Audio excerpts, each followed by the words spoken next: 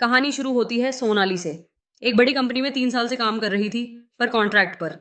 हर साल नया agreement sign होता था। वही काम, वही जिम्मेदारी।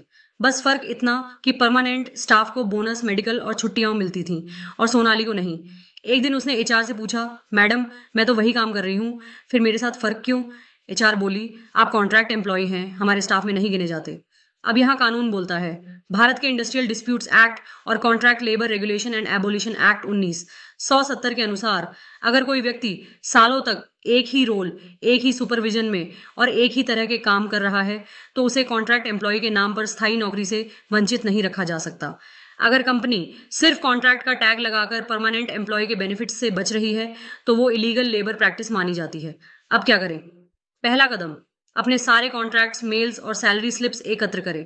फिर अपने स्टेट लेबर कमिश्नर ऑफिस या इंडस्ट्रियल ट्राइब्यूनल में कंप्लेंट फाइल करें। वहां आप रेगुलराइजेशन ऑफ एम्प्लॉयमेंट या पैरिटी ऑफ बेनिफिट्स के लिए आवेदन कर सकते हैं। अगर कंपनी नियम तोड़ती है, तो लेबर कोड कंपनी को परमानेंट स्टेटस और बकाया बेनिफिट्स देने का आदेश दे सकती है। कई मामलों में कोर्ट ने कहा है, form doesn't decide employment, function does. मतलब काम वही, हक भी वही। सोनाली ने यही किया। उसने सबूतों के साथ लेबर ट्रिब्यूनल में केस डाला। कुछ महीनों बाद कंपनी को उसे रेगुलराइज करना पड़ा। साथ ही पिछले 2 साल का बोनस भी देना पड़ा। सीख यही, कॉन्ट्रैक्ट शब्द से डरिए मत। अगर आप कंपनी के लिए लगातार उसी सिस्टम में काम कर रहे हैं, तो कानून आपको एम्प्लॉई मानता है, न कि आउटसाइडर। फॉलो लॉ विद ज्योति, जहां हर कर्मचारी अपने हक की भाषा बोलना सीखता है। Law simplified.